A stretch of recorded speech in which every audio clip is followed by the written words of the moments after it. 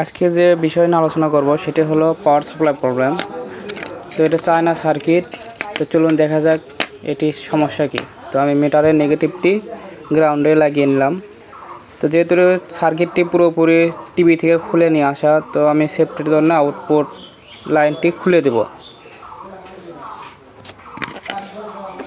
নয়তো আবার এইচটি হওয়ার সম্ভাবনা আছে।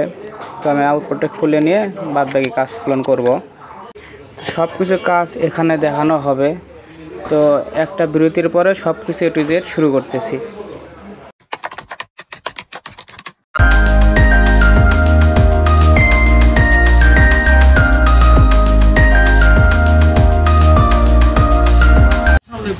তো মিটারের পজিটিভ লাইনটি এখানে দেওয়ার পর দেখুন ইনপুট লাইন দেওয়ার সাথে কিন্তু আমার সিরিজ বাতিটি পুরোপুরি জ্বলে উঠছে। এখানে দেখা যাচ্ছে কিনা জানি না।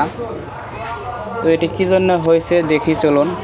তো এটা প্রথমত দুইটি কারণে হয়। প্রথমত হলো রেকটিফায়ার যে ডায়োডগুলো থাকে সেটি যদি শর্ট থাকে তাহলে এরকম হয়, আবার যদি এই ইনপুট ট্রানজিস্টর শর্ট থাকে তাহলেও এরকম হয়, অর্থাৎ ইনপুট সাইডে পুরোপুরি শর্ট। এই অবস্থায় যদি আমি সিরিজ লাইনে না দিয়ে যদি সরাসরি ডিরেক্ট লাইনে দিই তাহলে কিন্তু আমার সার্কিটের যে ফিউজ থাকে সেই ফিউজটি কেটে যাবে।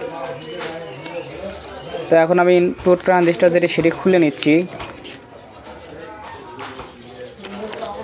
তো এটা যদি সমস্যা হয় তাহলে এটা চেঞ্জ করতে হবে, আর যদি সমস্যা না হয় তাহলে পরবর্তী ধাপে যেতে হবে।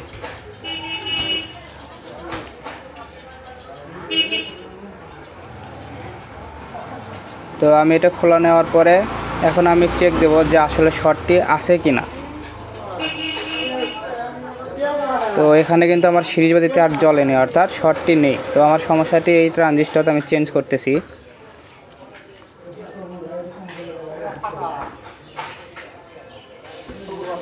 তো এখানে স্ক্রুটি ভালোভাবে টাইট দিতে হবে, নয়তো বা আবার হিটসিং ট্রানজিস্টরকে ঠান্ডা করতে পারবে না। তো সুন্দর করে এখন ঝালাই করে নেব।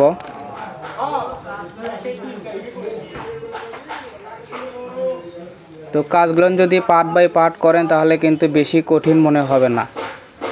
যদি সব কিছু না জানেন সেক্ষেত্রে কিন্তু কঠিন মনে হবে।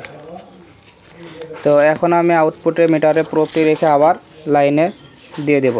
তো এইবার কিন্তু কাটাটি উঠেছে, কিন্তু আপনার এখানে হাই ভোল্টেজ হয়েছে। তো কী জন্য হাই ভোল্টেজ হয়েছে এবার সেটা কাজ করতে হবে। তো এটা প্রথমত আমাদের যে সেকেন্ডারি সাইড থেকে যে প্রাইমারি সাইডে যে অপ্টো কাপলার দিয়ে সংযোগ থাকে, তো আমি প্রথমে এই অপ্টো কাপলারটি চেঞ্জ করব। তো চেঞ্জ করে যদি কাজটি হয়তো হইলো, না হলে কিন্তু আমাদের পরবর্তী ধাপে যেতে হবে। তো এখন আমি অপ্টো কাপলারটি চেঞ্জ করে আগে দেখি তারপরে কি হয়।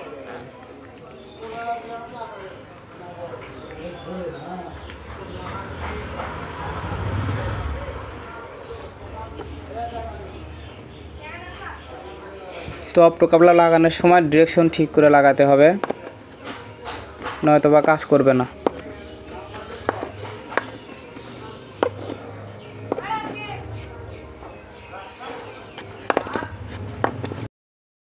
তো লাগানো শেষ, এবার চেক দিই।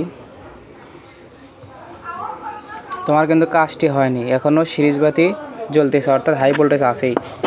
তো এরপরে আমার চেক দিতে হবে ইনপুট সাইডের যে ছোটো যে ট্রানজিস্টর থাকে 3807, 2655, তারপর 1015। তো বিশেষ করে যে ড্রাইভার ট্রানজিস্টর যেটা 3860 বা 2655 থাকে, তো এবার এটি চেঞ্জ করব।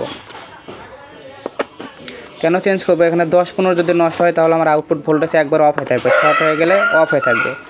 তো এখানে আমি আগে এই ড্রাইভার ট্রানজিস্টরটি চেঞ্জ করে দেখি, এখানে 2655 ছিল। তো সেম নম্বরে আমি আর একটি লাগিয়ে নিয়েছি, দেখি এখন কি হয়। তো দেখুন এখন কিন্তু আমার 110 ভোল্ট অ্যাকুরেট চলে আসছে। তো আজকের ভিডিও এ পর্যন্ত। পরবর্তী ভিডিওতে দেখানো হবে আউটপুট সমস্যা। তো ধন্যবাদ সবাইকে ভিডিওটি দেখার জন্য।